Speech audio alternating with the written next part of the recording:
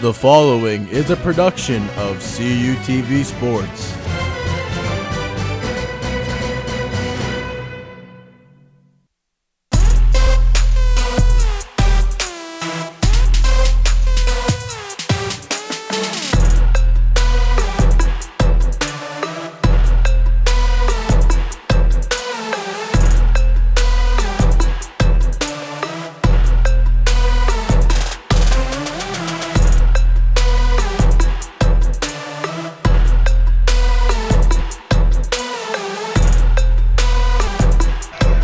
From the Convocation Center on the campus of California University of Pennsylvania. This afternoon we have a massive matchup in the PSAC West between the Edinboro Fighting Scots and the California Vulcans. Hello and welcome to the broadcast, everyone. My name is Matt Hagee. Alongside of me is Cody Jeanette. Cody, it's a great game today, and California had one of their most impressive performances on Wednesday up in Erie. They definitely did, taking on Mercyhurst last Wednesday with a 72-46 victory. Kaylin Frotz in that game had 25 points and 6 rebounds to be one of the main offensive contributors. But also, it's real interesting to note that the defense only let up 19 points in the first half. Only 19 points in the first 20 minutes of play. As for Edinboro in their last game, Cody, they really took it to Seton Hill. They get the season sweep over them. Yeah, Edinboro had the 86-73 victory over Seton Hill. Now they're going on the road to face California, of course. Anya Freeland and Lauren Hippo both scored 20 or more points in that game. I believe Freeland had 24. So there were two scorers that went over 20 points. So California's defense is going to be needing some of that Mercyhurst luck to against Edinboro today. And Edinboro, that's their two leading scorers right there. The last time these two teams faced was on a very icy day up in the Macomb Fieldhouse at Edinboro. And Cody, California for the second straight time in Edinboro just destroyed them. Yeah, that was Edinboro's home opener actually back on November 22nd, 2014 with a 76-48 victory. And again, California's defense stood strong, only letting up 14 points in the first half of that game. And Cody, our players to watch today, we're going to focus on Lana Doran for California. She played a very integral part in that great defensive performance up in Edinboro in November. Yeah, Lana Doran last game against Mercyhurst had 5 rebounds, and she really got under the skin of a few Edinboro players, particularly Laurel Lindsay. You saw was really getting agitated with Lana Doran all up in her face. And Laurel Lindsay is one of the senior leaders for Edinboro. She can see very visibly frustrated. But for Edinboro, we're going to focus on a girl that's become a legend up at Edinboro. But the thing is, she didn't play the last time these two teams faced in November. Yeah, Valerie Majeski last game against Seton Hill had 17 points in 36 minutes of playing time. But just like you said, Matt, did not play against the Vulcans whenever they met back on November 22nd. So California did get the decisive win. You normally don't like to point at one particular player's presence really affecting the game that much. But who knows, it could make a difference here today. Both teams feature a lot of talent, and Valerie Majeski is the reigning PSAC tournament MVP. When we come back, we have tip-off on CUTV between the Edinboro Fighting Scots and California. Edinboro has never lost in the Convocation Center. We'll see if that changes today. Next.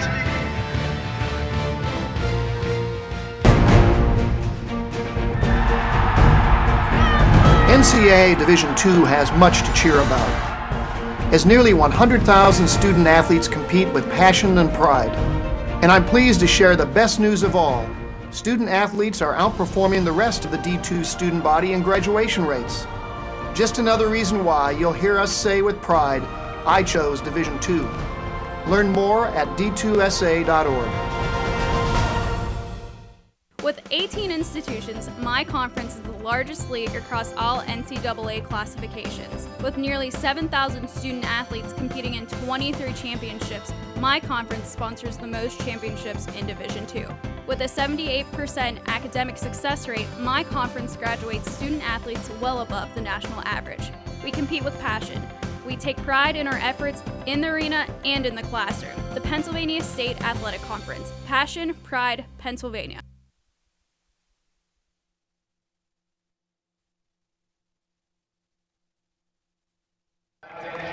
Welcome back to the Convocation Center as we get ready to rock here between the Edinboro Fighting Scots and the California Vulcans. My name is Matt Hagee. Alongside of me is Cody Jeanette. Cody, here the tail of the tape for these two titanic powers in the PSAC West. And boy, that is right. Look at how dead even that these two are. I don't think there's a single stat right now that's noticeably different. Maybe you would take a look at the three-point percentage and argue against me on that one. Edinboro definitely more favorable from beyond the three-point arc than California is. But California really has the steals and the turnovers going for them. That's very evenly matched there. But we saw last Wednesday against Mercyhurst, they were taking pass after pass, being really aggressive in the passing lanes. So the same story could unfold today, and those numbers could change. They really could, and what the key in that game in November, Edinboro could not shoot the three-pointer very well. They only made 2 in the first half. California's defense did not look as strong as we see head coach Jeff Strom, one of the best coach PSAC West. And Cody, we're going to take a look at the starters for these two teams. Well, we are going to look at the starters for California. Starting, of course, is number 2, Emma Mahadi. Number 11, Caitlin Fratz will also be starting for the Vulcans. Number 12, Lana Doran, our player to watch for today's game. Number 21, Mickey Glenn will also be starting. And number 22, Arena Kukol to round up the starting 5 for the Vulcans. For the visiting Edinboro Fighting Scots, you have number 0, Lauren Hippo. Number 11, Laurel Lindsay. Number 13, Anya Freeland. Number 22, Whitney Allen. And number 30, our player to watch for Edinboro, Valerie Majeski.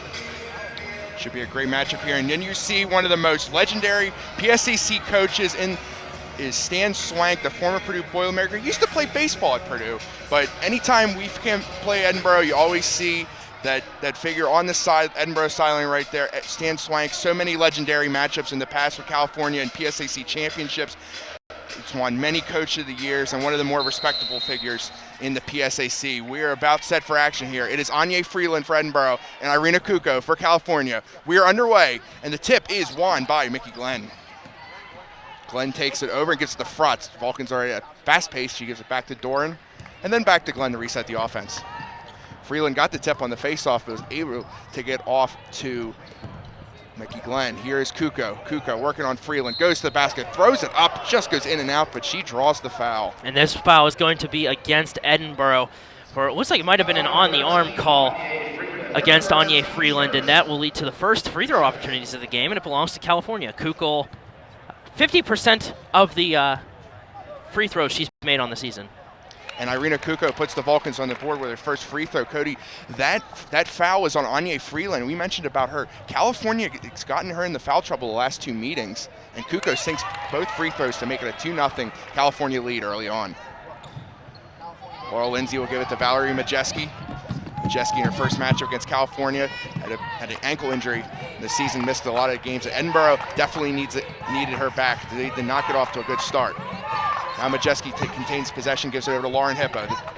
Now over to Whitney Allen. Allen did not start against the Vulcans in November.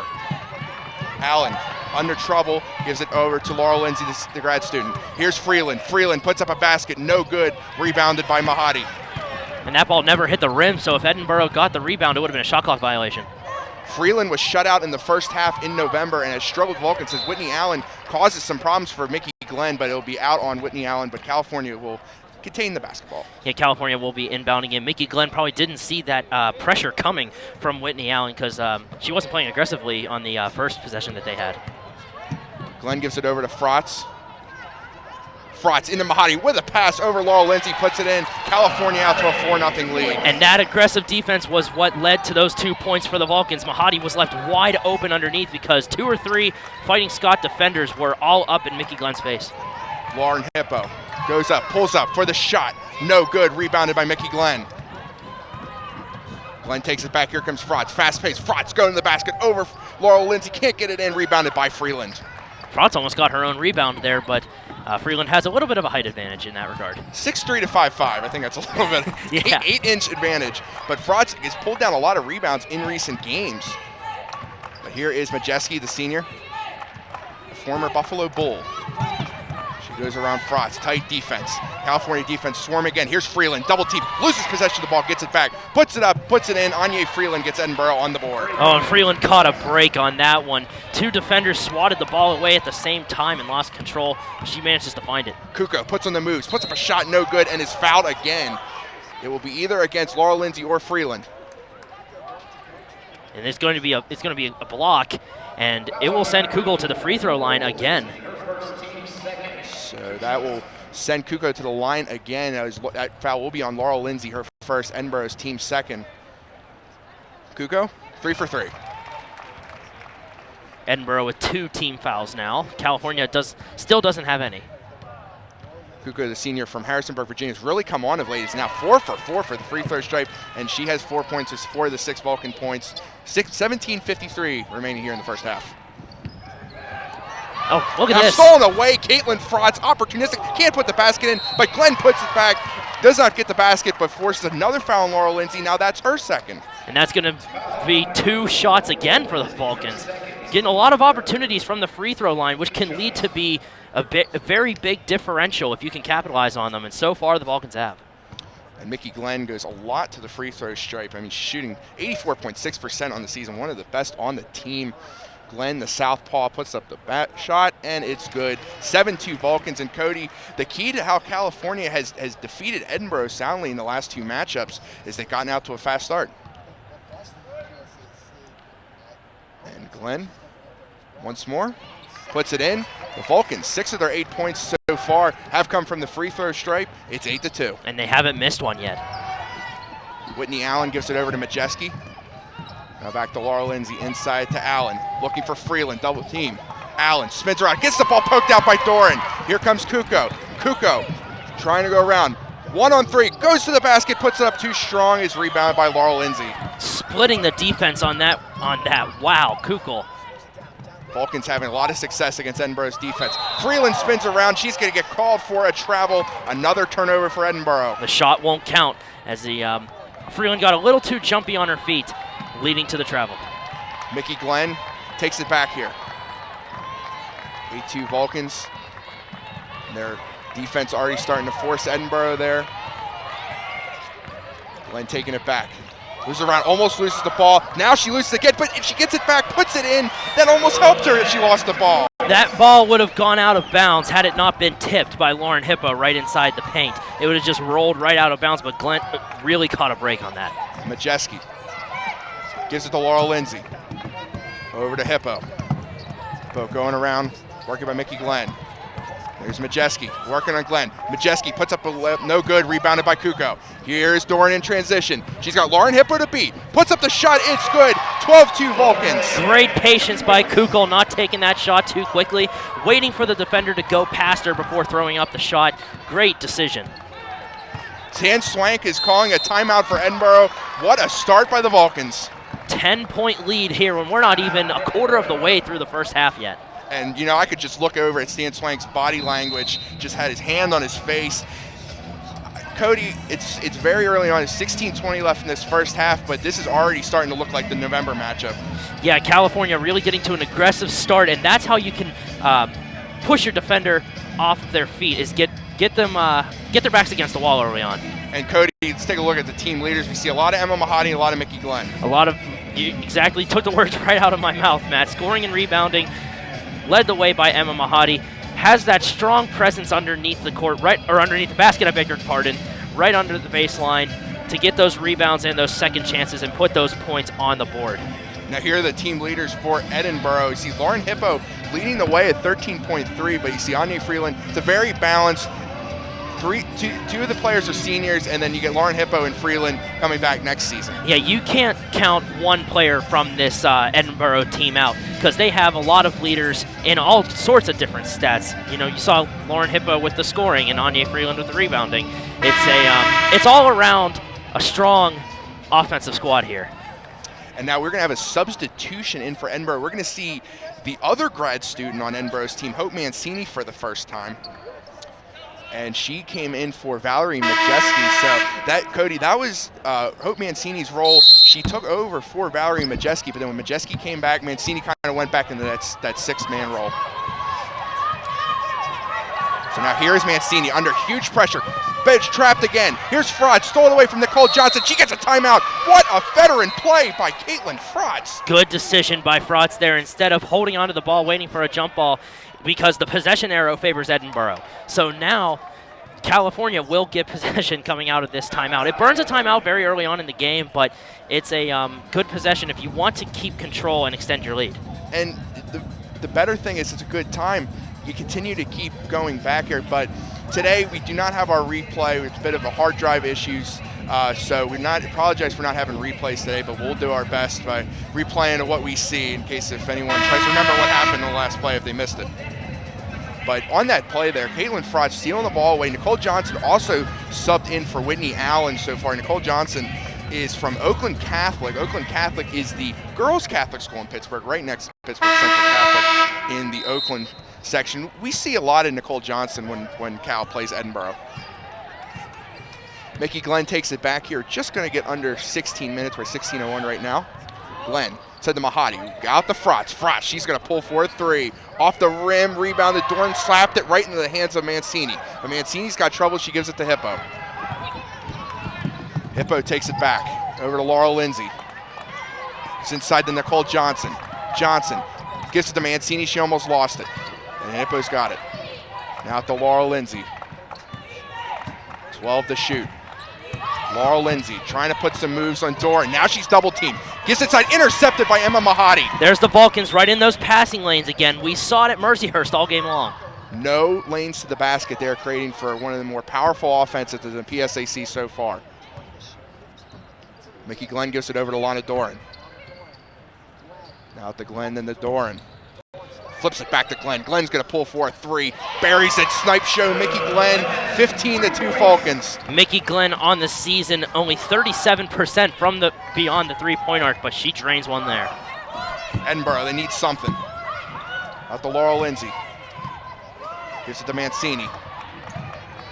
Worked around. Gives it to Lauren Hippo. A lot of traffic.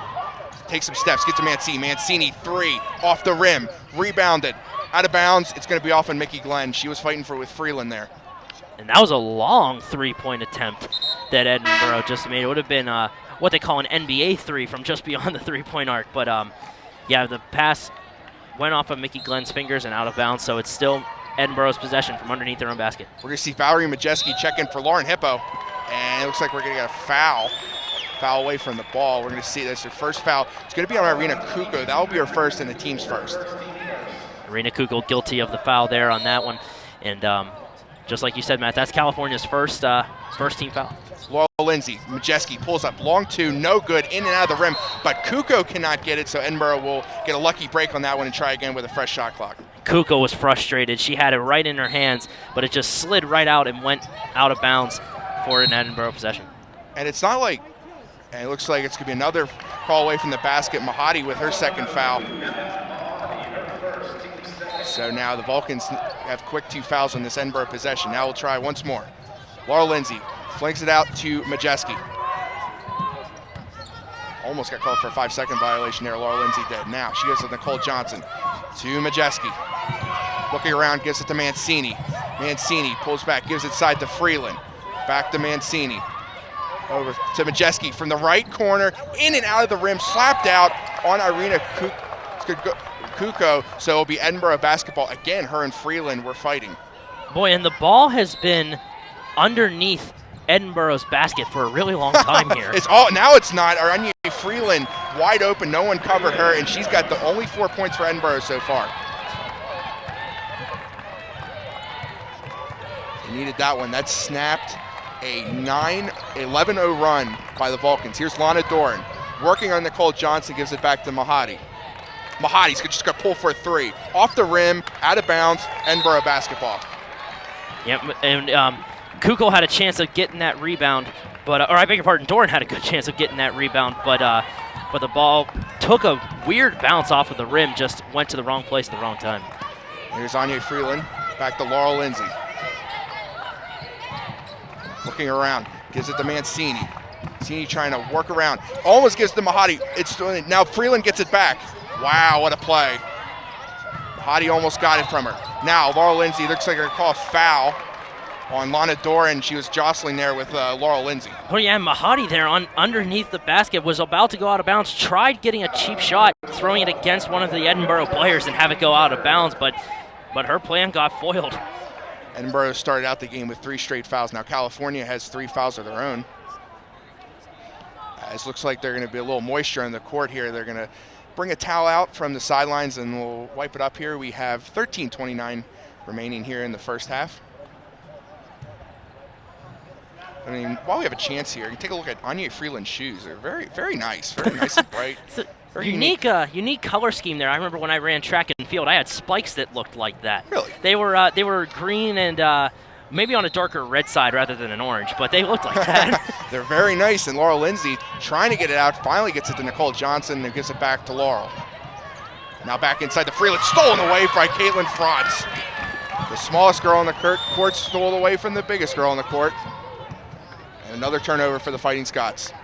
Now here's Kuko. Kuko pulls back. Odd and out of the rim. Tough break, Irina Kuko. Lindsay with the rebound. Kuko getting a good shot there, just not getting the fall. Laurel Lindsay, big three. Off the rim, rebounded by Majeski. Big keep. Majeski will take it back. Edinboro's really starting to get some good possessions here. Now Majeski gives it to Mancini. Mancini works around Mahadi, puts up a shot, in and out, no good, but it's rebounded by Majeski to Freeland. Freeland puts up a shot, no good. She's gonna get called for a travel. Second travel on Freeland in this half. And that's the second shot that won't count for Edinboro because of a travel. They could have had 4 more points on the board by now had it not been for jumpy feet. So no more turnovers, but California's defense, again, coming to play, playing very inspired again. We have 12:35 in the first half. Now, Glenn, looks like they're gonna call a foul on Majeski here. Yeah, it's going to be a push-off on Glenn. They're going to call it on Majeski, and that'll be Majeski's first personal foul of the game, Edinboro's 4th overall. And California is 3 fouls away from being in the bonus. Mickey Glenn takes it back here. Works around Majeski, posts up on Freeland, Glenn to the basket, and good. Mickey Glenn with her first 2 points of the game. Excuse me, I was way off there. I was looking at the wrong scoreboard. Did not update, but it's stolen away by Irina Kuko. Mickey Glenn's got 9.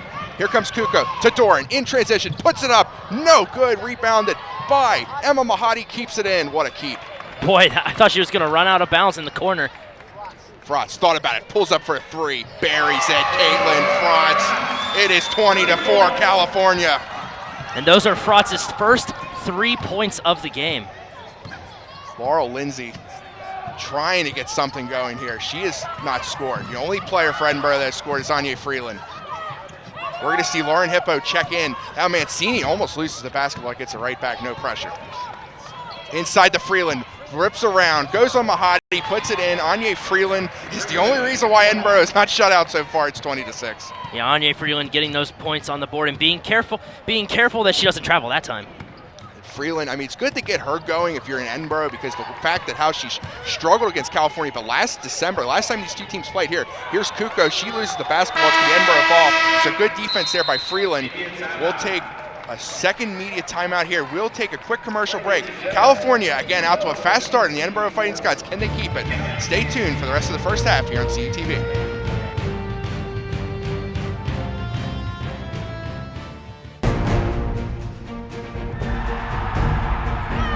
NCAA Division II has much to cheer about, as nearly 100,000 student athletes compete with passion and pride.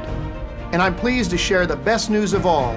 Student athletes are outperforming the rest of the D2 student body in graduation rates. Just another reason why you'll hear us say with pride, I chose Division II. Learn more at d2sa.org.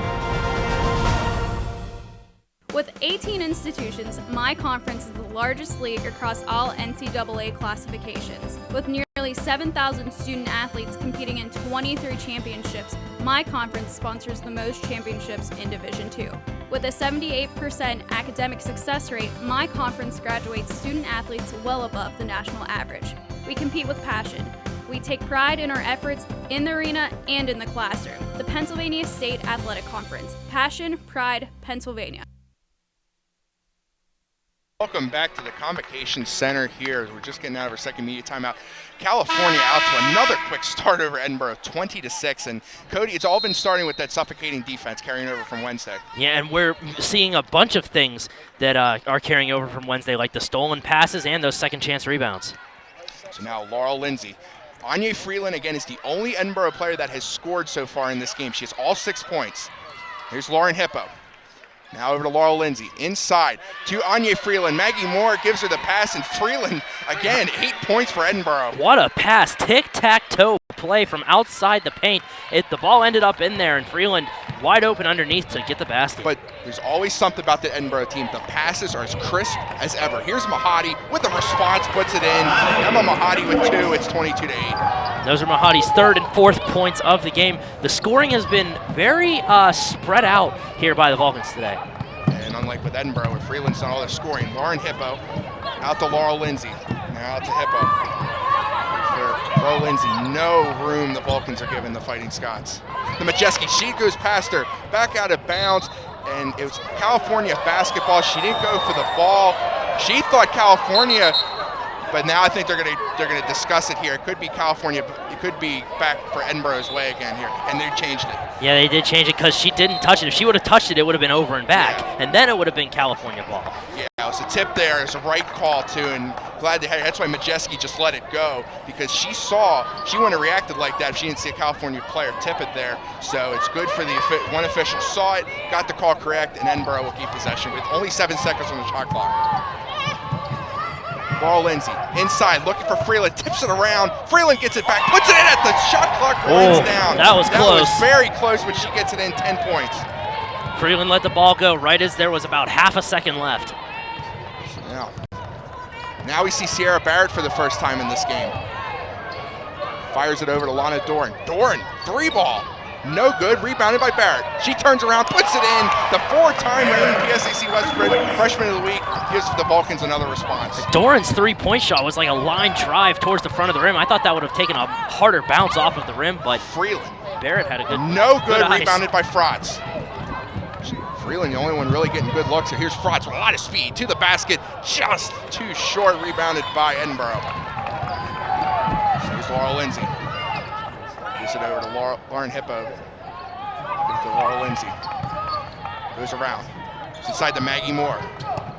To Lauren Hippo. Hippo pulls back 3, blocked by Mickey Glenn, and Emma Mahadi will get the rebound. And so now Mahadi will come back with patience. 8:59 remaining here in the first half. Mahadi trying to put the moves on Maggie Moore. Goes up for a long 2, puts it in. Emma Mahadi. It is 26-10. With her heels on the 3-point arc, puts up the long 2 points, and they still count, 26-10. Mahadi's got 6. Glenn's got 9, and Freeland's got all 10 for Edinboro. Majeski in the corner gives it over to Lauren Hippo. Pia Jesse for Mercyhurst got out to a big start against the Vulcans, but they shut her out in the second half. Laurel Lindsay over to Majeski. Guarded by Mahadi, 6 on the shot clock. Majeski trying to get something. Lauren Hippo, they got to get something. Laurel Lindsay from downtown parries it. That is finally what Edinboro is looking for, is they get somebody else than Anya Freeland to score. Somebody else on the scoreboard with a 3-point shot, nonetheless. Laurel Lindsay from downtown. Did Edinboro ever need that? They ever need that. And now a response by Mahadi, so that basically nullifies Laurel Lindsay's shot. That's the second time Mahadi responded with a quick shot of her own. First was a 2-point shot to get the 2 points back, now a 3. Now Mickey Glenn pokes it out. It's going to be Edinboro basketball, but more good defense out of Glenn. We're going to have our third media timeout here with 7:54 remaining. It's 29-13, but something you notice here, you think finally when Edinboro you think is going to hit a shot like Laurel Lindsay, that was a long 3-pointer, but Mahadi just fires right back. Anytime Freeland scored, Cal's come right back. Yeah, and then all of a sudden, here comes Mahadi with a quick answer. Exactly. You know, it's like anything you can do, I can do better. That's the kind of thing that I like to say. Mahadi really showing the Edinboro Fighting Scots that the Vulcans aren't to be counted out, that momentum is going to be very difficult to swing back in your favor as long as you have shots like those being made.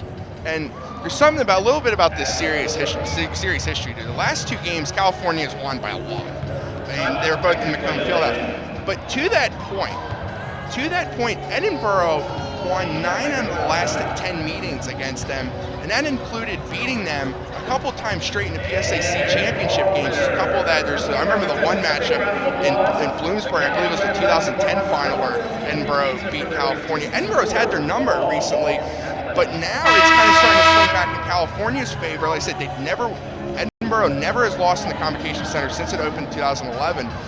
and California broke a long losing streak to Edinboro back in the 2013 regional playoffs. Yeah, and as long as you can keep up your fundamentals, you're going to be fine. You're going to give Edinboro their first loss, but Edinboro can't be counted out. We've seen them have some pretty significant games against their respective opponents whenever they needed to have one. So now Laurel Lindsay will inbound here for the Fighting Scots. She'll give it to Majeski. Going around, gives it to Lauren Hippo. To Maggie Moore. Guarded by Barrett. Battle of fives. Moore walks around to the baseline, puts up a shot, no good. And they'll draw a charge. Maggie Moore with her first foul. And it's a turnover for Edinboro again. So the clock is stopped now with 7:40 left, and it's going to give California possession again. So now California will take it back here. Mickey Glenn. Her and Mahadi now have 9 points for each team. Here's Glenn to the basket, blocked away by Lauren Hippo. They're going to call a foul on her. It's going to be a shooting foul. Mickey Glenn drew it as she was driving down the paint, trying to go down the lane, but probably got held on to on the way. So Glenn's going to go to the free throw line. Glenn on the season has been one of the Vulcans' top free throw shooters from the charity stripe, and about 85% success rate. She is leading the team, and check that was on Maggie Moore, so 2 straight fouls for her. And Mickey Glenn will go to the line, the sophomore from Bridgeport, West Virginia, the reigning PSAC West Freshman of the Year, puts it in. California is still perfect from the free throw stripe, and Glenn's the first one to 10. We're going to see Whitney Allen and Mancini check in for Lauren Hippo and Maggie Moore.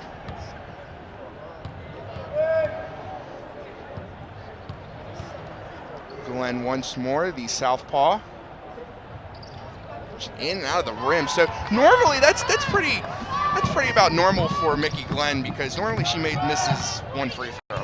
And that's the first free throw that the Vulcans have missed all game, so you can't blame them for that. So now the largest lead of the game for the Vulcans at 17. Mancini going to the baseline, works around, can't find anything, gives it out to Laurel Lindsay. 10 on the shot clock. Trying to work around Dort. Now Mancini's wide open. She puts up a 3 in and out of the rim. No luck for Mancini, and Barrett with the rebound. So Mahadi will take it back, give it over to Doran. Doran's going to pull for a 3. That's way off. Frotz tries to slap it out on Majeski, and then it looks like it was no success, so Edinboro will get the ball back. But Frotz, I like the idea, though.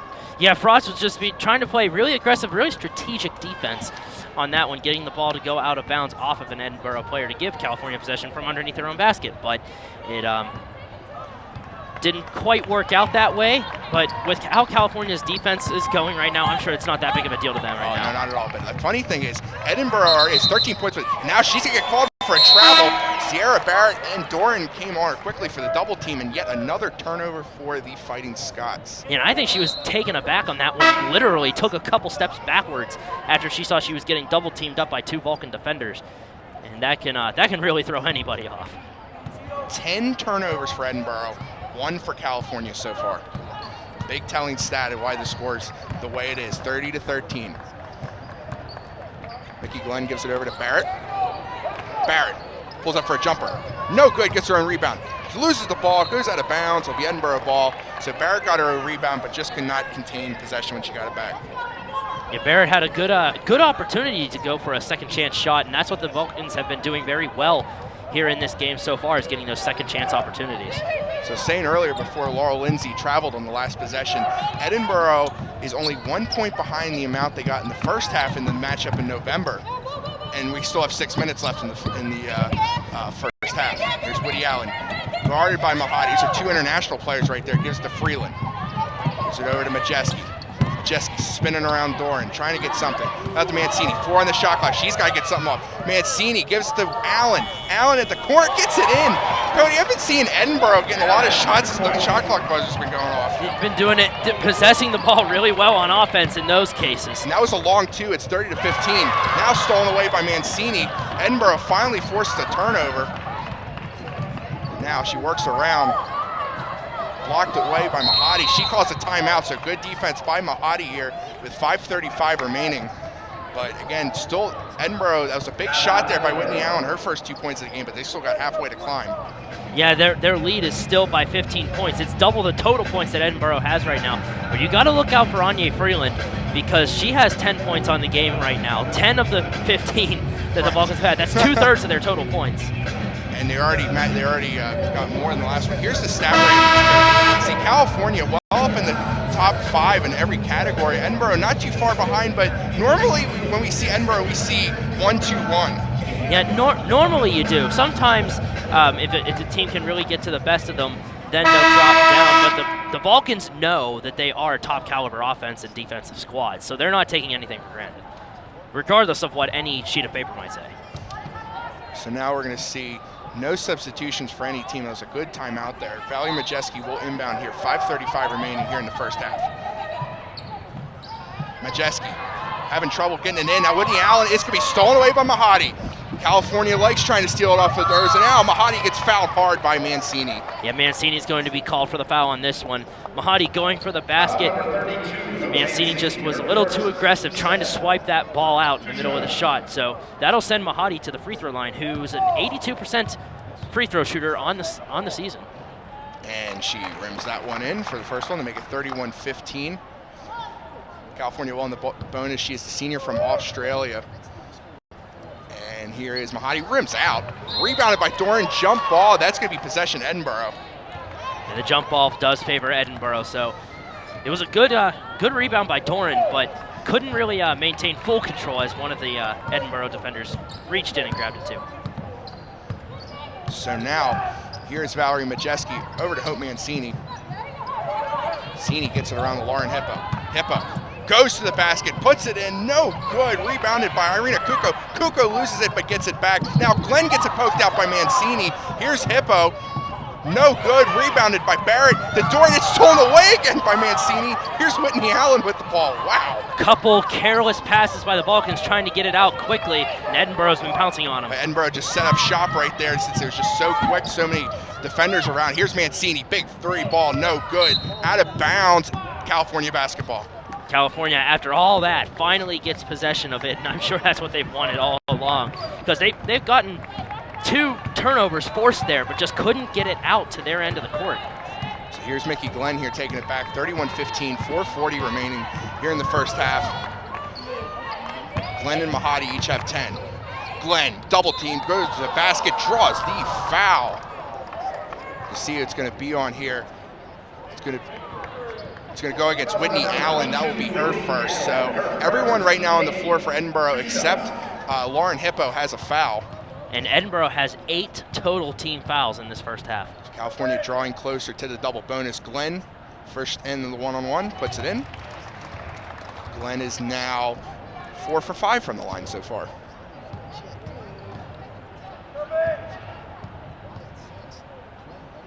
And Glenn, once more, puts it in. Mickey Glenn, 5 for 6, 33-15, California. Still 4.5 left to go in the first half.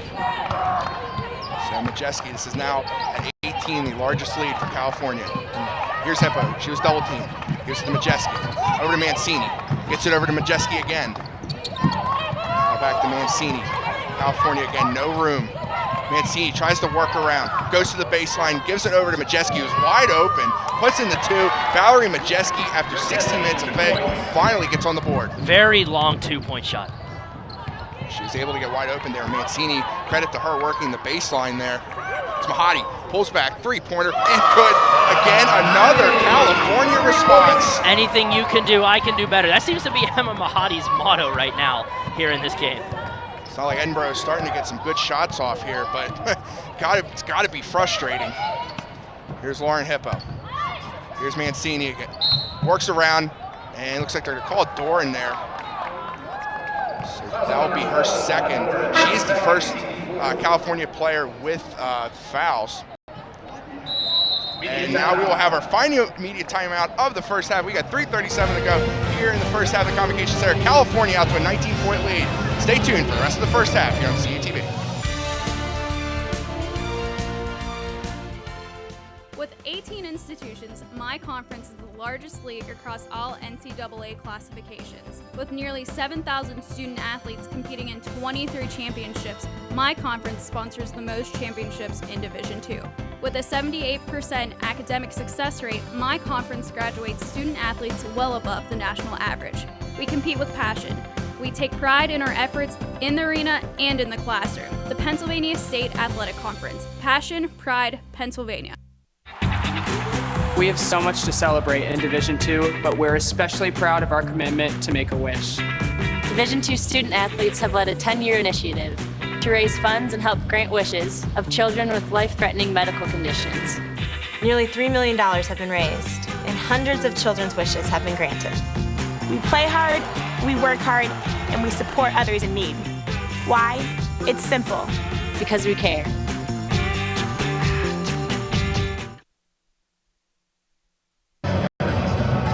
And welcome back to the Convocation Center here as we're just getting down to the final minutes of the first half. California out to a 36-17 lead, and Edinboro will be having the inbounds pass here, 3:37 remaining. And Edinboro needs to be careful here because if they commit another foul, California automatically goes to the free throw line. They already have 8 in this half. Here's Mancini, guarded by Barrett, puts up the shot and puts it in. Hope Mancini, she's got her first 2 points of the game. Now it'll be interesting to see if California can counter. Caitlin Frotz has entered back into the game. She's guarded by Majeski. Now she's back into a double team, gives it over to Mahadi. Oh, now Mahadi almost loses the ball. Whitney Allen. Solid defense out of Edinboro so far. Now Barrett forces that pass, so that whole possession was created by Edinboro to get the turnover. And that ball got kicked on the pass, but Edinboro ended up with possession anyway. Hippo, Freeland, spins around, puts it in, no good. Rebounded Whitney Allen. We're using her 6'1" frame. Now Hippo, who's scoreless, can't get it to fall. Kuko gets it out on Whitney. Oh, wow. And Caitlin Frotz somehow comes up with the basketball, goes to the basket and draws the foul on Lauren Hippo. Frotz, like a speeding bullet going down the court. I don't know if I've ever seen anybody on either of these teams go that fast yet. Frotz was really going aggressive to the basket. Back there, I could not see what happened there. It looked like she threw it off of, Kuko threw it off of Whitney Allen, but somehow Frotz came away with the basketball, was speeding down the court. But Frotz will go to the line for the first time today. She is 81.8% coming to this game from the free throw stripe, and she misses the first one. We're seeing a substitution check into the game for the Fighting Scots. Laurel Lindsay checks in for Whitney Allen. And Laurel Lindsay only has 3 points so far. But Caitlin Frotz puts it in. So she makes that one. Is 37-19 California, 2:47 remaining. Laurel Lindsay. Here's an interesting stat for the Vulcans so far, Cody. Everyone who's entered the game for California has at least 2 points. Like I said before, the offense has been very spread out today. Edinboro is starting to spread it out a little bit themselves. We saw Mancini get on the board, Majeski with the long 2. They're going to draw a foul on Sierra Barrett there. That will be California's 5th foul, but they still have 2 fouls to give before Edinboro goes to the line in the bonus. Laurel Lindsay will go into the inbounds here. Goes it back, gives it to Majeski. She'll pull back to reset the offense. Majeski's, the performance she had in that PSAC final, CUTV covered in March. It's one of the finest performances, but that pass goes off awry. Mancini gets the basketball. She's going to get called for over and backcourt violation. It's going to be another turnover for the Fighting Scots. And if she would have let that go, California would have had an easy layup uncontested. So it's a good decision for Edinboro to touch it and force California to inbound. So here's Kuko. She'll give it to Glenn. 2:13 left here in the first half. We talked about Majeski's performance in that PSAC. She averaged over 20 points in the 2 games against Westchester and Gannon. Mahadi from the corner. No good. Takes a weird bounce, but gets out to Mickey Glenn. So lucky break there for the Vulcans. Glenn was in the right spot at the right time. That's all you got to say about that. So here's Glenn trying to put the moves on. Puts the spin on. Circle button on the PlayStation controller and puts it in for 2 points. She's got 14. That leads all scorers on the floor. Laurel Lindsay over to Mancini. 1:34 left. Here's Majeski. Over to Laurel Lindsay. She loses the ball, but and they're going to call it out on Laurel Lindsay. California ball. Yeah, Lindsay kicked it out as the pass was a little too low. She tried catching it, but then went right off her foot out of bounds. So Glenn takes it back here. 1:26 remaining in the first half. And now California up by 20, looking for more. Glenn charges to the basket. Hard, no good, and they're going to call a foul on Hope Mancini. And that's going to be her second, so now California's in the double bonus. That's the 10th team foul for Edinboro. You're right, Matt. So that will send Mickey Glenn for an automatic 2 shots. Just to look at some of the facial expressions on Edinboro's face, they're like, what can we do here? Glenn puts it in, and again, once she's been at the free throw line a lot. You see Nicole Johnson check in for Mancini. That's 15 for Glenn. Glenn is 6 for 7 from the free throw stripe. Normally the player that goes to the most of the time, 7 for 8. He's dubbed as kind of the closer, the one that always seems to put the game away for California when they need it at the end from the free throw stripe. Tight defense there by California, but Freeland is wide open. She puts it in. That was an easy 2 points there. So California put all their eggs in one basket on one side, but it's high risk, high reward defense. Yeah, and Edinboro found their way around it. They were able to find the path for the ball to travel through without it getting tipped or anything. Now a foul on Laurel Lindsay. That is her 3rd. So that is that's a very titanic foul. Mahadi's going to go to the line, but with that press defense, though, it was a good start. But credit California's defense. That was Freeland's first basket in almost 10 minutes. Mahadi, the senior from Australia, puts in the basket, 42-21. We got less than a minute left, and California is just adding on to their lead. Now 2 easy shots there for Emma Mahadi. The lead is now 22. 15 points for Mahadi, 16 for Glenn. And now Lauren Hippo, the team's leading scorer, she has none. But it was a great defense, that's why. Here's Nicole Johnson. Johnson, the Majeski. Turns around, pushes on Frotz, pushes back. No good, rebounded Laurel Lindsay. Double team puts up a shot and gets it in. Laurel Lindsay using that big 6-foot frame to get 2 big points. Glenn charges to the basket, no good. Rebounded, fight for the ball. That's California's ball. And indeed, that is correct. Cody, California with the basketball there. 26 seconds. Jess Strom's going to call a timeout here. But California now, I believe they can hold the rest of the way because shot clock is turned off. Yeah, the shot clock is turned off, and they're currently leading by 20. So if you can definitely get the last shot of the half, but you got to watch out because Edinboro's going to do anything that they can right now to cut the lead.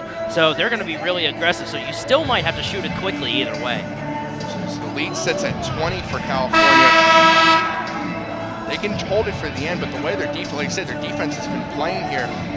23 points they've allowed so far. 23 points they've allowed by Edinboro, 19 against Mercyhurst. And it's just a testament to how inspired this defense is. 2 of their finer defensive performances so far have come against teams from Erie County. And again, they're working on another one right now. So Mahadi will inbound here, 26.4 seconds. She'll give it to Glenn, no shot clock.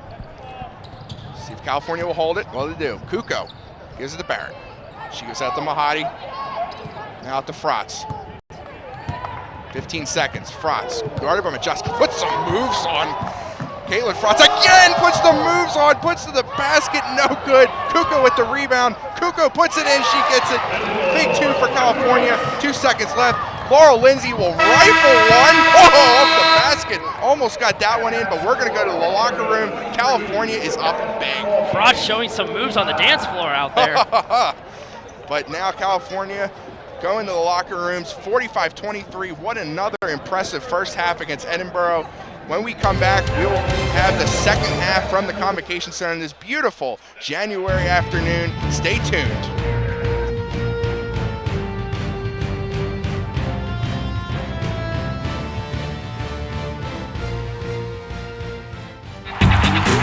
We have so much to celebrate in Division II, but we're especially proud of our commitment to Make-A-Wish. Division II student athletes have led a 10-year initiative to raise funds and help grant wishes of children with life-threatening medical conditions. Nearly $3 million have been raised, and hundreds of children's wishes have been granted. We play hard, we work hard, and we support others in need. Why? It's simple. Because we care.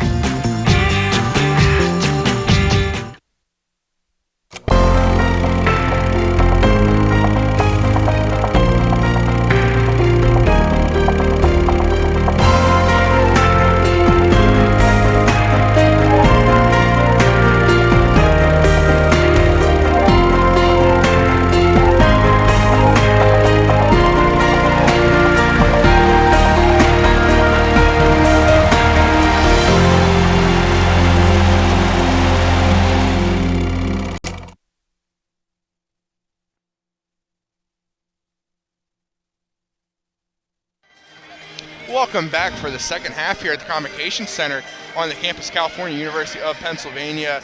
California Vulcans lead the Edinboro Fighting Scots 45-23. My name is Matt Hagee. Alongside of me is Cody Jeanette. And Cody, I feel like I've seen this movie before because we saw it in November. California out to a big lead again on Edinboro, but this game's still far from over. We're going to take a look at some of the stats so far. Well, if I had one of those little pens that you could draw on the screen with, I would circle Edinboro's free throw percentage. They have not gone there. That's crazy. California, on the other hand, has had 15 of 18 total attempts. The score would be 30-23 if neither of the teams went to the free throw line. It would be a lot closer of a game. But as a couple people that I know like to say, free throws can win games. Yep. And that's really what has propelled the Vulcans to this big lead here so far. And I mean, you think about it, 15 points off of free throws, the lead's at 22. It only would have been a 7-point lead. But the reason why it's been like that is because California has not really allowed Edinboro tight shots along the basket and getting like shooting fouls, and they only gave up 5 fouls in the first half, so they never got in bonus trouble or anything. So with every California player that has stepped foot on this court today, they have scored at least a point. Everybody scored. For Edinboro, your leading scorer is Anya Freeland with 12. At one point, she was the only one scoring. But the key stat here is their leading scorer, Lauren Hippo. I made a test of this in the final minute. Lauren Hippo is shut out. Laurel Lindsay only has 5 points. And Valerie Majeski only has 2 points. And Mancini only has 2 points. Those are your big weapons in this arsenal that Edinboro always has here. And because California won the opening tip-off, Edinboro will start here. Whitney Allen will inbounds to Majeski, and we are underway. Majeski gives it over to Laurel Lindsay. California coming out quick on the defense. Here is Lauren Hippo trying to get herself going. Here's the shot, no good. Too strong, it's be out on Anya Freeland. I thought it might have hit Kugel's hands on the way out, first. But the official's right there. You know, she can see literally who touched it first, so I'm not one to talk there. Lana Doran will take it back here. She only has 2 points, but again, great defensively. That's why we focused on her. Frotz out to Doran. Looking around, good pass inside Kuko. Kuko on Hippo. She's going to get called for a travel. Too many steps, and Edinboro will get the ball back. Now California with a quick turnover to start out the second half. You normally want to start a half on the right foot because then if you started on the wrong foot, it might go a little haywire.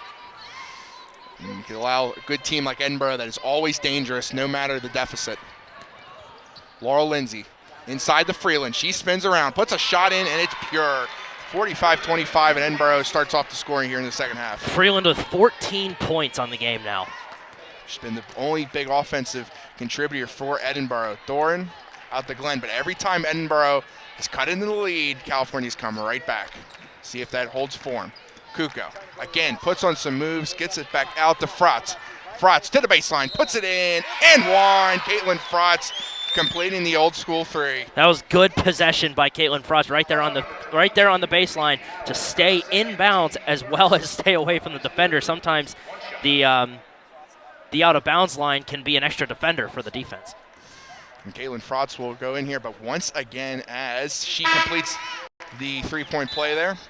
But the thing is, again, Freeland gets 2, Frotz gets 3. And we're going to see Lauren Hippo check out quickly for Nicole Johnson again. And Lauren Hippo is still shut out as Laurel Lindsay will take it back here. We're just underway here in the second half. Whitney Allen, double team, gives it out to Majeski. Over to Laurel Lindsay in the corner, inside to Nicole Johnson. Back to Majeski, good passing.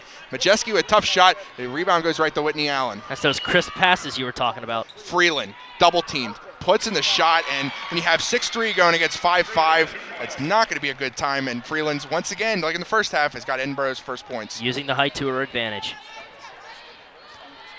And Lana Doran, looking around, gives it over to Mahadi. Inside Kuko, poked out by Nicole Johnson, but that will be California basketball. But nice defense there by Nicole Johnson. We'll have 17 seconds on the shot clock, so we'll have time for a possession here. Just Doran. Inbound to Mickey Glenn. So around Glenn, the leading scorer with 16. Mahadi's got 15. Frotz working around, 8 seconds on the shot clock. Good defense from Edinboro. 5 seconds. They got Glenn from downtown, just inside out of the rim, and rebounded by Nicole Johnson. And Mickey Glenn had to make that shot, otherwise it would have been a not a 3-second violation, a shot clock violation. Yeah, it was a good, decent look there. It's just one of the rim. Freeland turns around, 6 points for Anya Freeland. And Edinboro's bench, as well as their fans, are starting to get pumped up right now. Decent amount of crowd. And a lot of these Edinboro local players like Nicole Johnson and Laurel Lindsay are from the Pittsburgh area, so they can come out there. Doran for 3 as well off the mark, and now it's rebounded by Nicole Johnson and Laurel Lindsay. Here's Johnson inside the Freeland again. Freeland, and she cannot miss at all. 8 points so far. If I was Coach Strom, if Edinboro gets another basket here, I'd call a timeout. Glenn, but still a 17-point lead, but Edinboro's starting to close in. We'll see if California can try to slam the door as they've done so far in this game. Where's Mahadi at when you need her to answer Kuko for shot? Loose the ball, and there's Mahadi. Mahadi's going to pull for a jumper, just in and out of the rim. No luck. Edinboro basketball. And no, they're going to call a foul for over in the back for Lana Dorn, so it's still a turnover, but did not see that there at the end. It was a lot of bodies. Yeah, the foul is going to be against California, so that gives Edinboro another opportunity to cut this lead. They've cut it down to 17 points. Going into halftime, it was, 26 or 23? It was 23. 23, thank you. 22, actually. And the funny thing is, in that game in November, California did not let them up at all. They continued to extend the lead. Here's Majeski. Looking around. Trying to find something. Here's Freeland. Freeland scored everything so far. Freeland, no good. Rebounded by Freeland. Freeland again, no good. Again rebounded by Whitney Allen. They're going to call a foul. It's going to be on Kuko. Excuse me, it's going to be on Whitney Allen for Edinboro. And that is Edinboro's second foul of the half. Really did not see what happened there. It was just a lot of bodies for the basketball. But it was a big turnover for Edinboro, as California has only scored the 3 points off of Caitlin Fratz's three-point play. Here's Glenn, pulls back. Gives it over to Fratz. Fratz gives it to Glenn.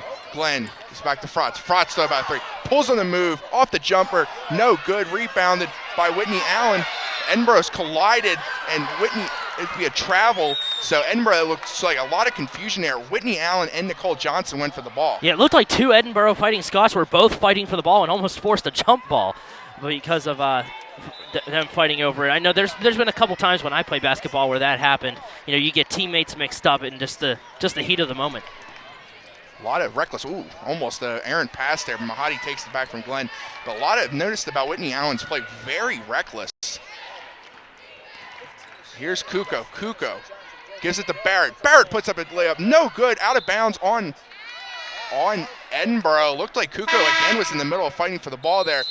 15:46 left. We're going to take our first media timeout of the second half here. Edinboro getting a little bit closer. They've outscored California 8-3, but more like Anya Freeland has outscored California 8-3. But Cody, we're going to take a look at our YouTube page. Yeah, if you have family or friends from out of town and you want to show them some of the work that CUTV does and everything, CUTV's YouTube page is an easy way to keep them up to date on it. You just go to youtube.com/CUTV Sports 1, and you can see full game videos as well as highlight packages or highlight reels that are done for the sports games. And there's also a News Center YouTube page if you go to youtube.com/CUTV News Center. And of course, you can follow CUTV on Twitter with the Twitter handle @CUTV_PA. Both of these platforms make it really easy for the fans, the current staff, as well as the alumni, all connected within the world of social media. And great social media. We love interacting with the fans. We had a hashtag for Super Bowl picks earlier, and I just love interacting because we can have interactions for our upcoming shows. We're going to have match play coming later this semester. You can tweet us what topics you want us to talk about. Or even for the upcoming basketball games, if you look at the schedule, if you want to suggest a player we want to focus on to start the game, please tweet us. We love tweeting. Irina Kuko with possession of the basketball. Gives it out to Fratz. Fratz goes around, gives it to Barrett. Barrett, good pass, little jump, no good, out of bounds. Out on Whitney Allen. California still getting control here. That was a good pass by Frotz to find Barrett open right in the middle. Barrett just couldn't find the bottom of the basket, though. So now California going to go a little bit cold so far. It's kind of the first time in this game. But here's Sierra Barrett, where she layup that time it's good. And Sierra Barrett, who had a big second half against Mercyhurst, gets a big 2 points for California.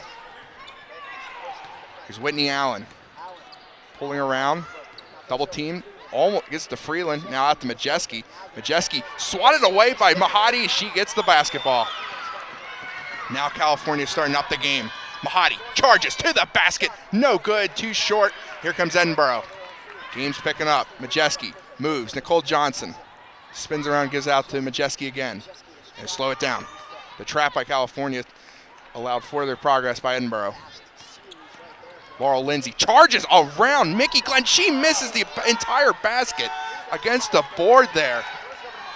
Now, course down court. Here's Frotz to Kuko. Kuko puts it up. No good. Oh, my goodness. Very, very open opportunities for both teams right now. Neither of them can just find the bottom of the hoop. And this game's starting to turn into a track meet here, but, I mean, very tough layup. It's right there. The pass was great by Frotz. Freeland bullying around Mahadi. She's going to get called for a charge. Freeland's going to get a foul. That's her second. Anya Freeland with the foul. Kind of throwing that elbow up there, so good call there by the officials. But now California takes it back. Now out to Kuko. Out to Frotz. Back to Mahadi.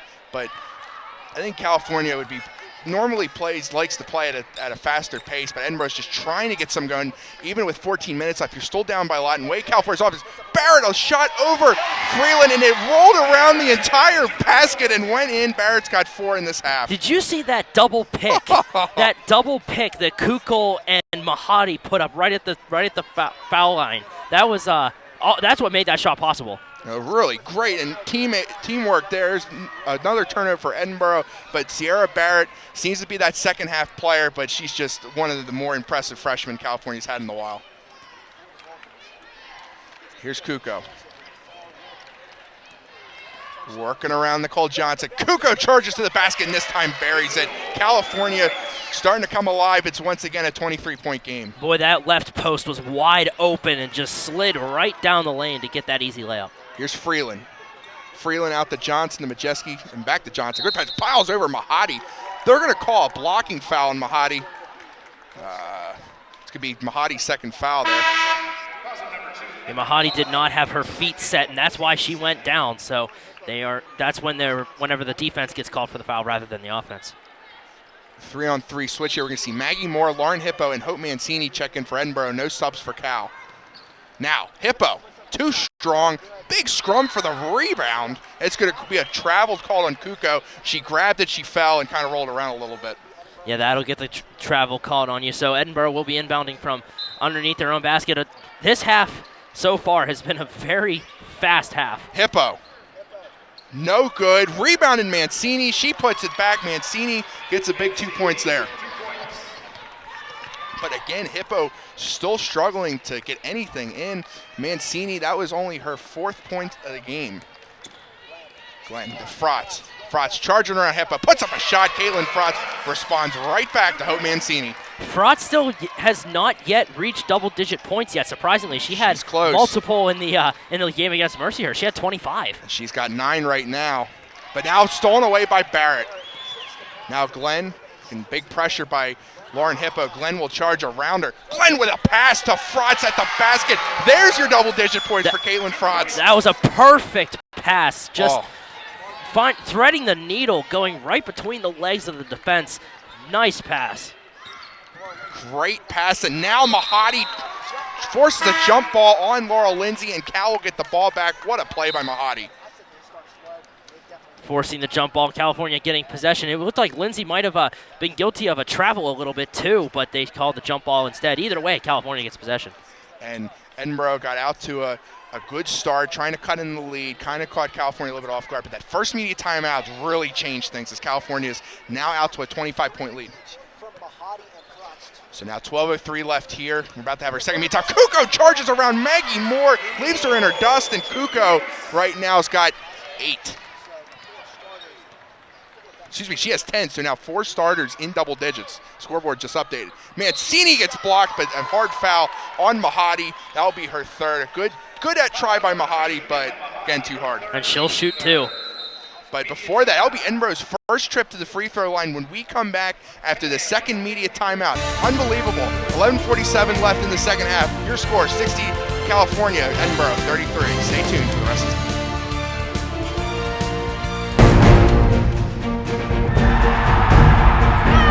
NCAA Division II has much to cheer about, as nearly 100,000 student athletes compete with passion and pride. And I'm pleased to share the best news of all. Student athletes are outperforming the rest of the D2 student body in graduation rates. Just another reason why you'll hear us say with pride, I chose Division II. Learn more at d2sa.org. With 18 institutions, my conference is the largest league across all NCAA classifications. With nearly 7,000 student athletes competing in 23 championships, my conference sponsors the most championships in Division II. With a 78% academic success rate, my conference graduates student athletes well above the national average. We compete with passion. We take pride in our efforts in the arena and in the classroom. The Pennsylvania State Athletic Conference. Passion, pride, Pennsylvania. Welcome back to the Convocation Center here. We have a little under 12 minutes to go here. California well in front, 60-33. Edinboro closed within 17 points after being down 23 at halftime, but California stormed right back here. But as we get ready here, Hope Mancini is going to go to the line for Edinboro. And why we're making a big deal about this is because this is Edinboro's first trip to the free throw line all game, and we only have 11 minutes left in this game. Yeah, there's 0-0. It's 0 for 0 in the first half. And normally I'd be talking about Edinboro's, and Mancini missed her first shot. Looking at her free throw percentage, she's actually shooting 82.5% for the season. The grad student from Mayfield Heights, Ohio. And 2 missed free throws for Edinboro. Wow. We're going to see Precious Martin in the game for the first time, but Edinboro, you waited that long to get to the free throw line, and both of them were missed. Time's running out for Edinboro. Here's Kuko. Pulls up 3. In and out of the rims, but Martin gets the rebound and puts it back in, cleans it up, but that's a tough shot by Kuko. That was in and out, literally. Yeah, Kuko's shot, I thought that was going to fall through, but it just it had a little bit of a spin on it to bounce it back out of the rim. So now, Laurel Lindsay, almost a 30-point game for Laurel Lindsay. She's going to get called for a travel, another turnover. Laurel Lindsay looks absolutely disgusted. Well, right now, Edinboro is obviously going to get very frustrated with how things are going right now. They're down by almost 30 points with time ticking down. So now Mickey Glenn gets it back here. Mentioned 4 starters, just spread out scoring, balanced scoring, another inspired performance. Here is Precious Martin shooting with her left hand, no good. Tough break there, rebounded by Laurel Lindsay. Now Mickey Glenn takes it back. She's got Frotz with her. Glenn will take it to the basket herself. No good, draws the foul. So Glenn is going to draw the foul on that one. That's going to be Edinboro's 5th team foul of the second half. 2 more, and that sends California into the bonus again. And Laurel Lindsay, 1 more foul, and she's out of the game. A very frustrating performance again for Edinboro. But Mickey Glenn will go to the line. She misses the first one, so now she's missed 2 in the game. I believe she is now 7 for 9, but still a wonderful performance out of the sophomore. You know, Cody, we have the last 2 PSAC West freshmen of the year on this court. Mickey Glenn was last year, and Anya Freeland was the year before. And Mickey Glenn hits the second one. It is now a 30-point game. Laurel Lindsay gives over to Hope Mancini. Around for some of these Edinboro players, unless they face California in the playoffs, this will be the last time they will be facing California. And this one is well intercepted by Kuko. Tries to give it to Frotz with a lot of speed. Puts it up and 1! Wow. Caitlin Frotz Oh my goodness, with that speed, puts it in, lays on the back, but that pass by Kukoc was perfect. Look at that smile on her face. That says it all. That sums up that previous play, because if you're just joining us, we do apologize. Our replay system is having some technical difficulties. But all you need to do is look at that smile on her face, and that sums up the play. That sums up the entire play. But with that speed, Kukoc knew her speed, started on the court, no good, but regardless, still a wonderful play. Kukoc knew the speed. Frotz charged ahead and put it in and hit the floor. I mean, for Edinboro, it's just like, what can we do? They just look at each other, what can we do? We tried to cut in the lead, but nothing. It's just not the day again. And now again, here is Kukoc with the interception. 2-on-1 on Mancini, puts it up. No good. Now a big fight for the ball. Jump ball. We're going to call it jump ball, so it's going to be Edinboro's basketball. But again, Kukoc close to the basket and misses it again. Yeah, Edinboro just trying to commit a few acts of desperation right now, probably get some points on the board. So now Edinboro takes it back here. 9:53 remaining. Here's Whitney Allen over to Laurel Lindsay.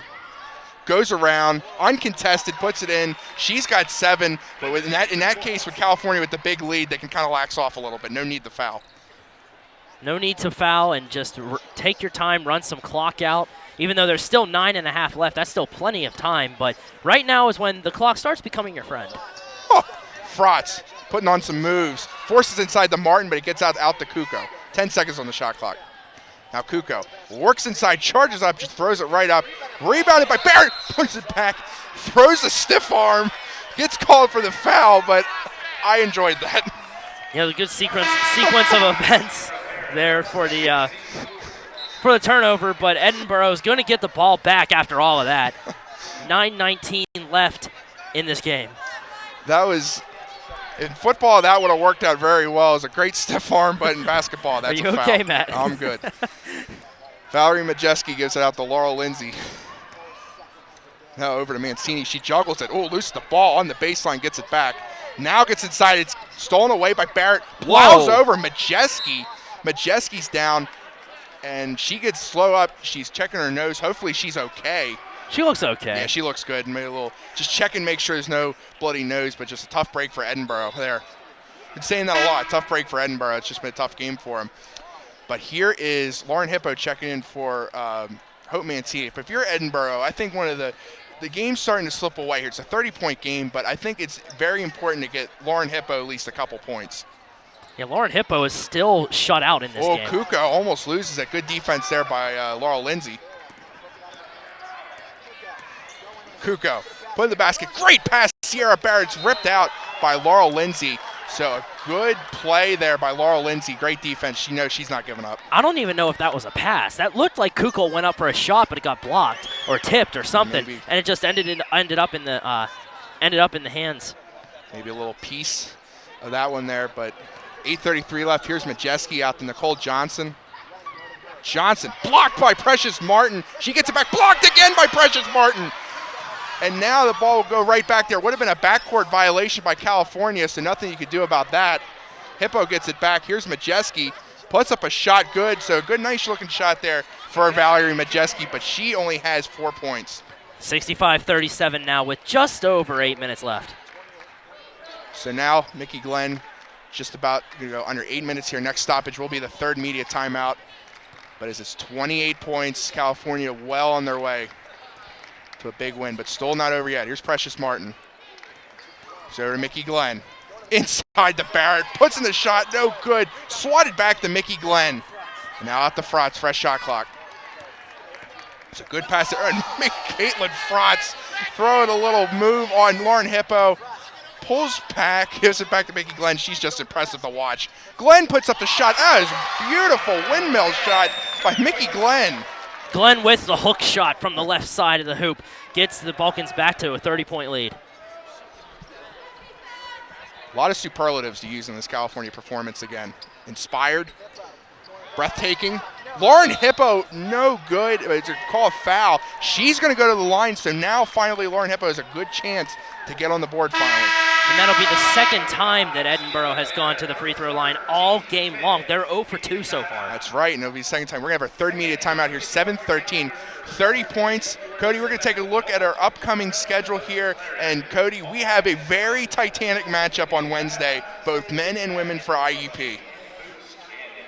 Yeah, that game against IUP is going to be very, very intense, both for men and women. And then after that, we come back home to face Clarion, then travel out to the University of Pitt Johnstown, and then coming back home on the 18th to take on Seton Hill. All these PSAC West opponents, key matchups that can really lead into the playoff push. And of course, to keep up on all that, as well as other shoots that we're doing, go ahead and like CUTV on Facebook. Just go ahead and search California University Television. It's not that hard to find.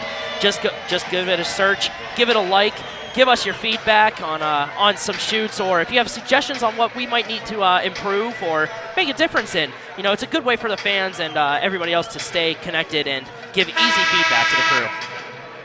Definitely, and look at some of those upcoming games for California here. We get Clarion. Congratulations to Clarion getting their first win of the season over UPJ last Wednesday night. Tough season for Clarion. You lose probably one of your best players of all time, Hannah Heater. And here's our California Vulcans website again, Vulcans Athletic website, made by our wonderful sports information director, Matt Kiefer. It's great. It's newly wonderful. Revamped. Really revamped. It's very easier and very user-friendly than it was before. So great website. Here's Lauren Hippo looking for her first point of the game. She gets it. So Lauren Hippo, after 33 minutes of play, finally gets her first point here, and she will get 2 points. So Hippo not completely shut out in this game so far. So each team has 5 fouls so far in the second half. Here's Glenn out to Barrett. She's got a lane to the basket. No good. Tough broke there. And Barrett's going to get called for a foul on Freeland there. She tried to wrestle the ball away and get forced to jump ball, but it didn't work there. Barrett's that's her 4th foul. Yeah, and it's going to be, I beg your pardon, excuse me. It's going to be Edinboro's ball after that call. But yeah, you're right. That's Barrett's 4th foul of the game. No one else on the court for the Vulcans right now has a foul except Barrett. It's a testament to how this game's been played so far. Laurel Lindsay spinning around Mickey Glenn over to Lauren Hippo. Now to Majeski. Jeski swatted away by Sierra Barrett, tripped over by Laurel Lindsay. Laurel Lindsay is, and that's going to be called on Laurel Lindsay. Her day is done.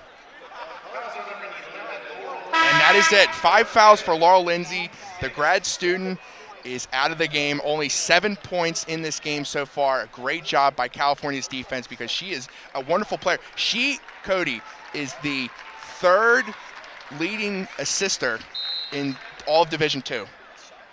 That's impressive. Very impressive. That's impressive.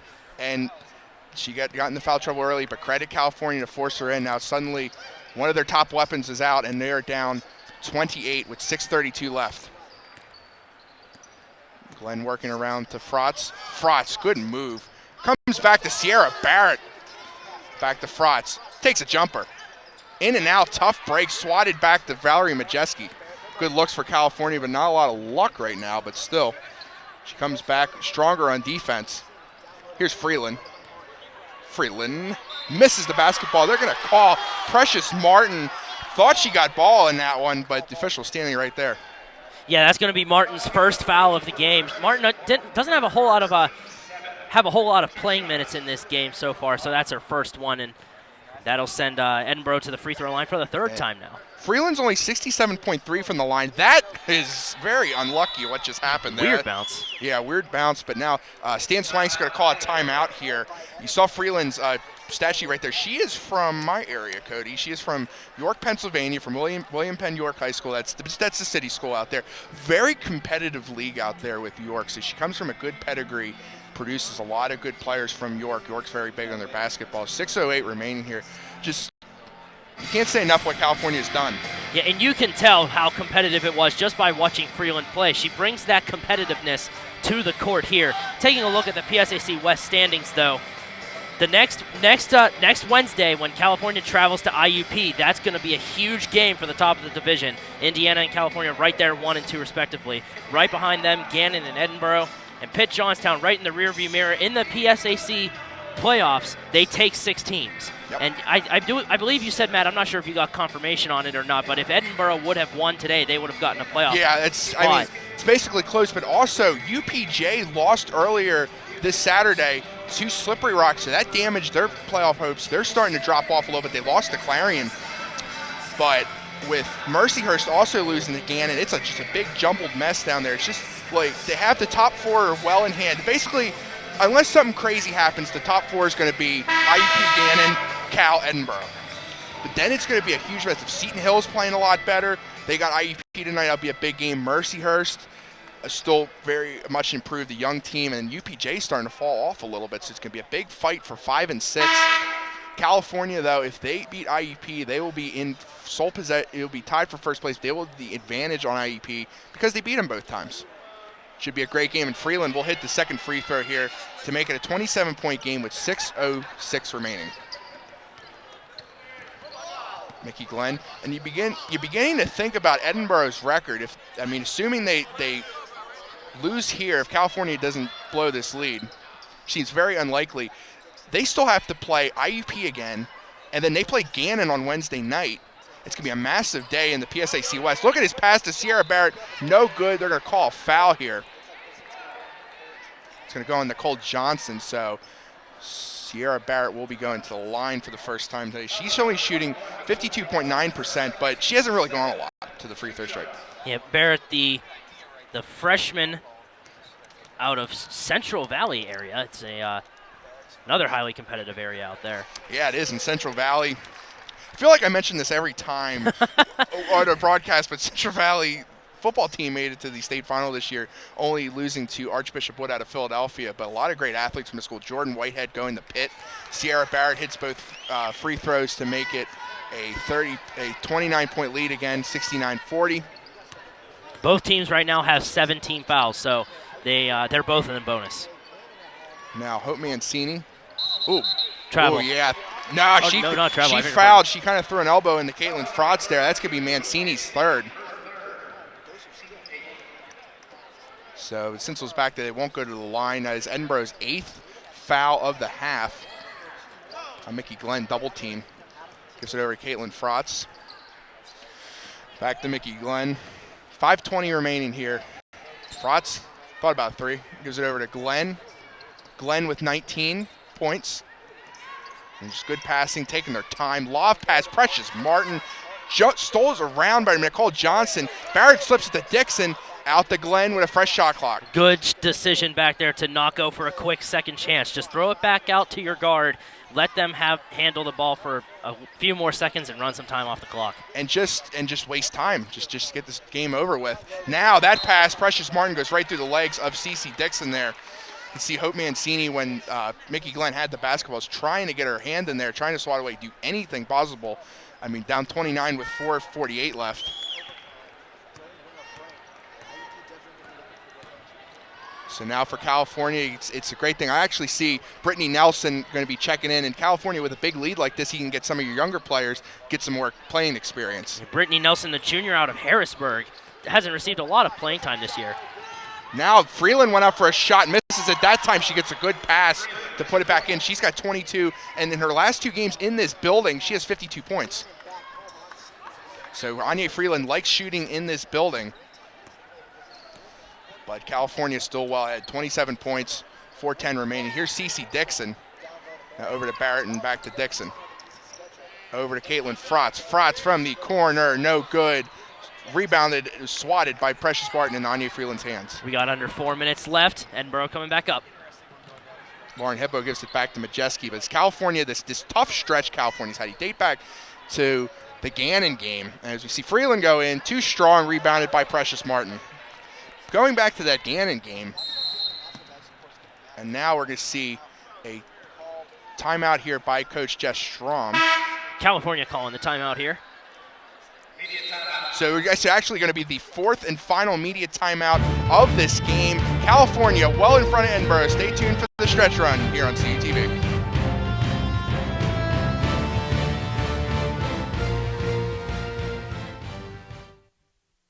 With 18 18 institutions, my conference is the largest league across all NCAA classifications. With nearly 7,000 student athletes competing in 23 championships, my conference sponsors the most championships in Division II. With a 78% academic success rate, my conference graduates student athletes well above the national average.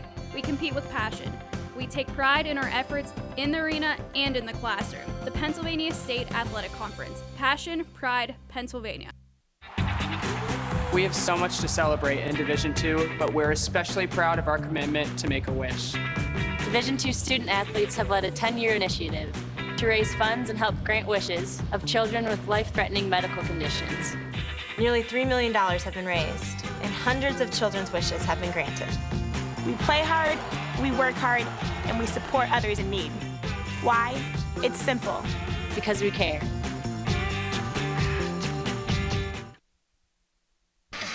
Welcome back to the Convocation Center here on the campus of California University of Pennsylvania. California Vulcans with an impressive 27-point lead over the Edinboro Fighting Scots.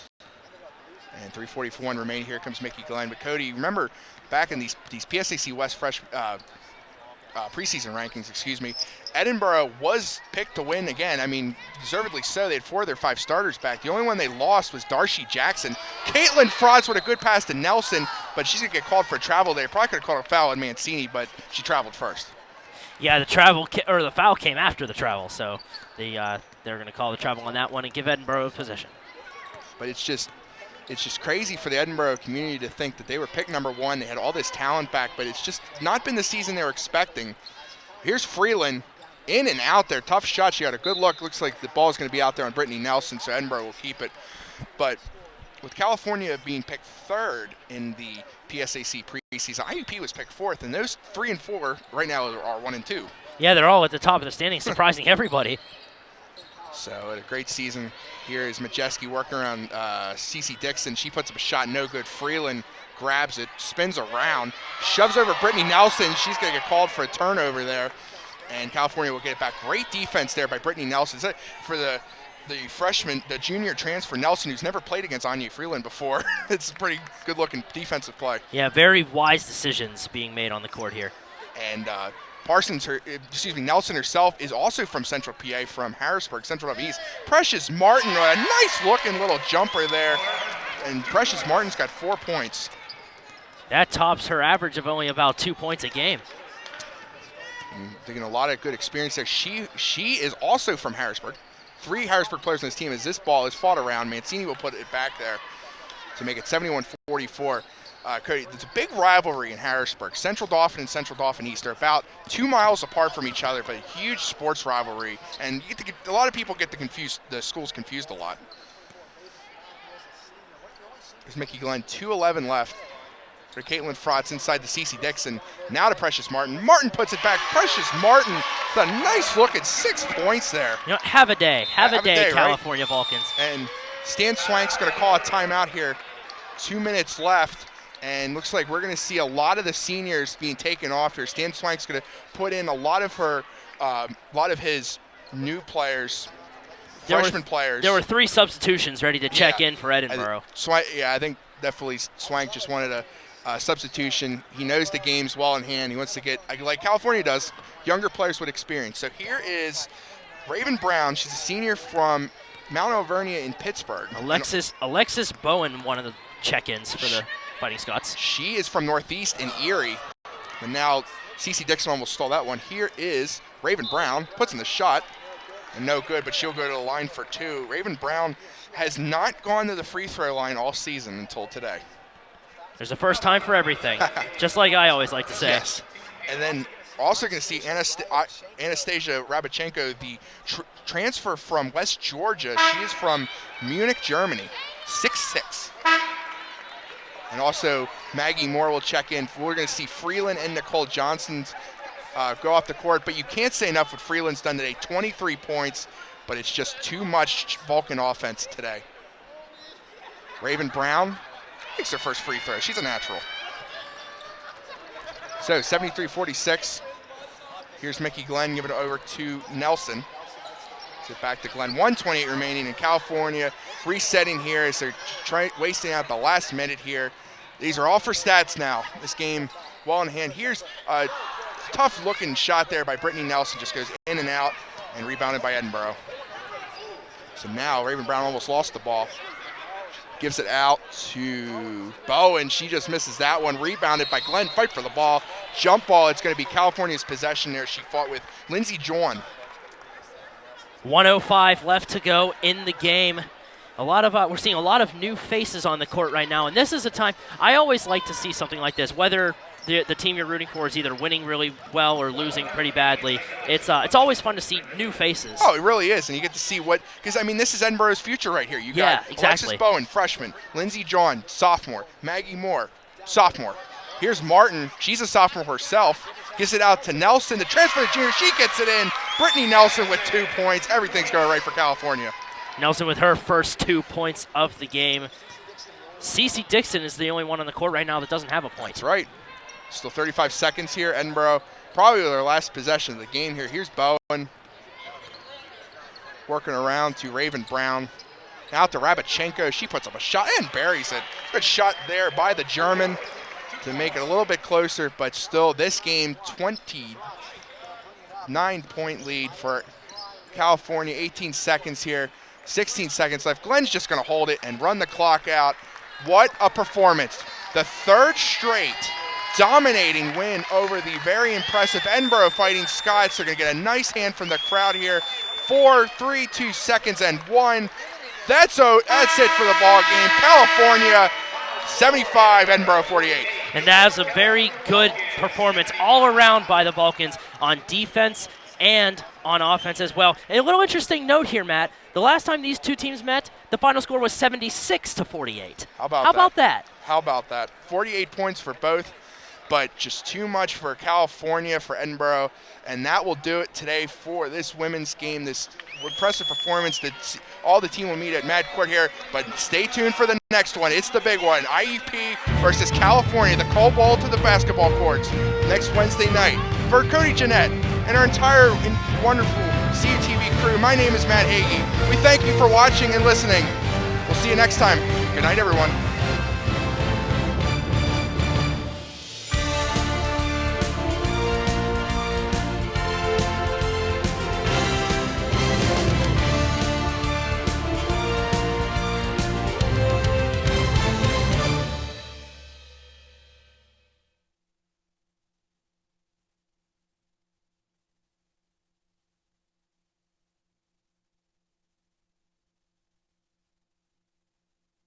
Been an outstanding player, and the long pass to Brooke Williams off the glass, who also really wants this.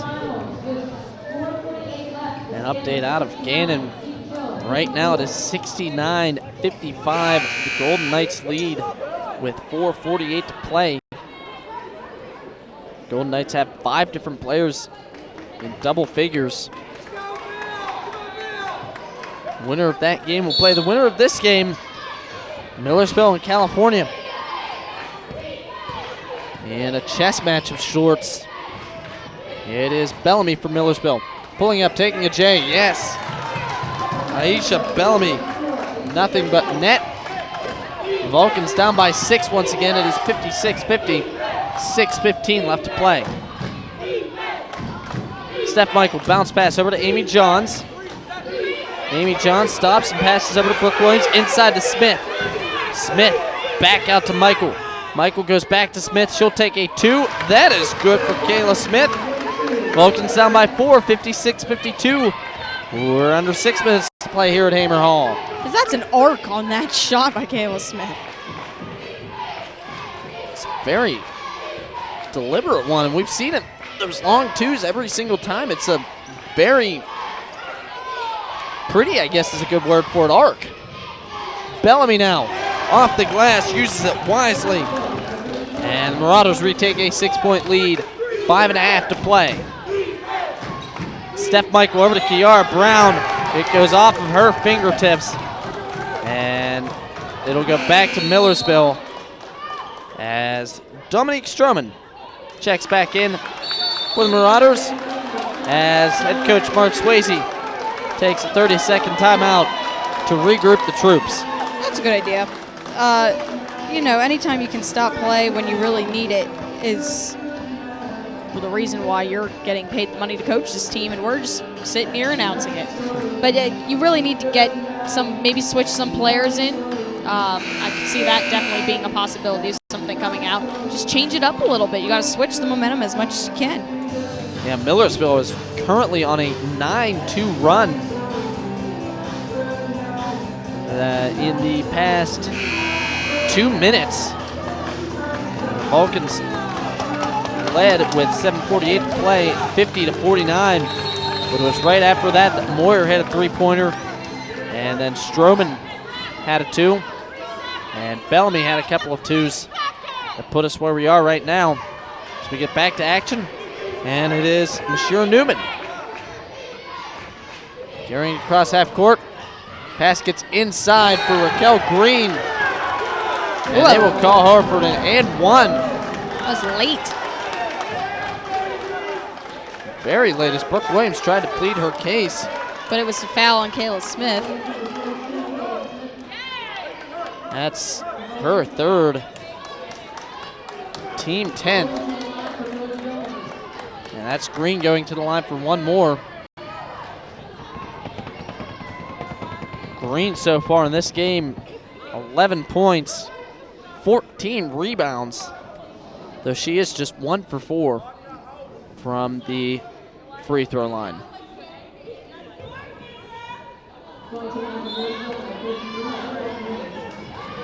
Brown looking to make this a 9-point game for the Marauders. Foul shot is up and good. I should say that was Green.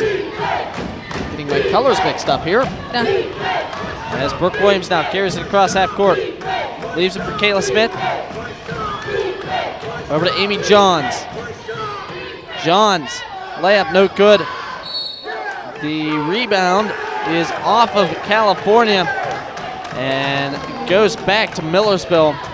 It's about the 3rd or 4th time in the past 2 minutes it has gone that way. Marauders inbound now. It is Newman. California needs a momentum swing fast, but they need to stay in this game. Newman off a screen. Over to Ashley Moyer.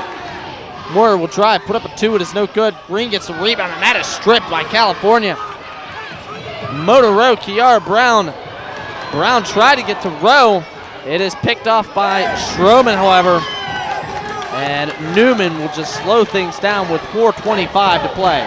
Yeah, that was, I'm going to call that a freshman mistake. Kiara Brown had all the room in the world to just run. Instead, she saw Mona Rowe and went for it. It was just a horrible pass. Not the time they needed that, however. As now it's Millersville, it's Stroman. Stroman fakes, then will put up a shot. And they will get California with a foul. This one will go against Kayla Smith, her 4th. And that will send Dominique Stroman to the line for 2, where she is 3 for 4 in today's contest.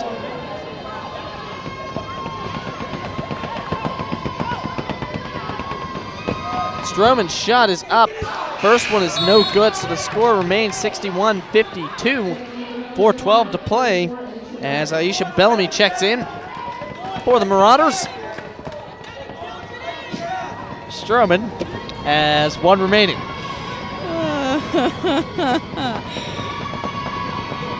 Her 2nd on the way. That is no good as well. Rebounded by Kayla Smith. And the Vulcans regroup and come across half court. 4 minutes to play at Hamer Hall. Williams off a screen. Will put a 2 up, no good. It is rebounded by Jenna Craig. And then Amy Johns comes away with it. Shot is no good, but they will get her. They will get Millersville with a foul. That'll be Jenna Craig's 3rd, team 9th. And Amy Johns will go for 2. But that will be after our final media timeout. 3:51 to play, 61-52 remains your score. I'm changing the word from intense to fierce. I've been told I'm using the word intense too much as of recently. So, fierce. This game has been fiercely contested between each team. Mainly, I love seeing Dominique Stroman and her emotions. She gets fouled. She has these emotions of, yes, that's the right call, and she's the one down low near the foul, she's going to be the first one to say, I don't know what you're talking about. It's very neat. Millersville as a whole has been a very emotional team, and not just the fans, the team itself. And they have played very solid basketball, which has helped them to this 9-point lead. Millersville right now shooting 37.5%, an improvement over their first half shooting percentage, but continue to out-rebound the Vulcans 40-37 and committing 6 less turnovers. That margin is 22-16, California committing more. Amy Johns will step to the line for 2. She is 1 for 2 in this game. She has 3 points but 4 fouls. Her first is no good. Foul shooting is killing California today. Yeah, they are 11 for 21, a 52.4% mark. Johns with 1 remaining, that is no good as well. It is rebounded by Raquel Green. Hamer Hall is eerily quiet, besides the fans behind us, who are now very loud. Green to Bellamy. Bellamy hands it off to Mashira Newman. Newman to Jenna Craig. Craig heads it back to Bellamy. 5 in the shot clock. Bellamy spins, and that's going to be 1 step too many. And that'll be a travel against the Marauders. That'll give California a break. The clock is not in their favor, however. There are 3:23 remaining as Danielle Luckett will check in for Monroe. And Kiara Brown will inbound the ball for California. Brown looking for something to open up, finds Kayla Smith. Smith hands it off to Luckett. And Danielle Luckett carried across half court. Looking for another player to open up. Long pass over to Amy Johns. Johns has her shot blocked, and then they will call a foul on Jenna Craig. That will be her 4th, team 10th. That will send Amy Johns back to the line for 2. I was doing some research. I apologize. First time California, I believe, this is what the media guy was telling me, appeared in an NCAA tournament was in 1994. And they posted a couple times since then and never fell on home court. Dun, dun, dun. Johns makes both of them. So the score is now 61-54. California putting on a bit of a press. Millersville's able to break it, however. And it's Newman. Passes back to Bellamy. And she will just take her time. But Kayla Smith comes away with the loose ball. Jump ball goes to Millersville. 2:53 remaining, but that'll give the possession arrow back to California after Millersville inbounds. Job by Kayla Smith. She's not a usual ball handler for this California team. She's been throwing herself into situations like that most of the day. Millersville takes a 30-second timeout. Kayla Smith, another double-double today, 12 points, 10 rebounds. She's also playing with 4 fouls, however. Which, again, we saw in the PSAC championship game. I think that was the championship game. I think she had 4 fouls. I believe you are correct. One of the 2, up in Erie. I do believe it was the championship game against Gannon. Speaking of Gannon, an update for you B2 folk. 78-58, Gannon leads, 2 minutes remaining. Gannon looks to be well on their way to heading to the Sweet 16. Oh, yes. Here is, while we have the final 3 minutes left, me and Alex are going to put out a challenge to all of you out there in B2 CUTV land. We want to challenge you to our brackets. So after today, or when this appears, you are going to have time to fill out your bracket, and you're going to email it to the match play guys. And we're going to have a discussion. They're going to have my bracket. They're going to have Alex's bracket. You're going to email it to matchplaycutv@gmail.com. One word, matchplaycutv. We'll see who knows the NCAA Division II women's basketball world better. I'm looking forward to it. I hope we get some worthy competitors. I hope we do as well. Jenna Craig's three is no good. Kiara Brown lets the rebound go. It will stay with California as we lost internet. We lost internet down here at Press Row, so there are no more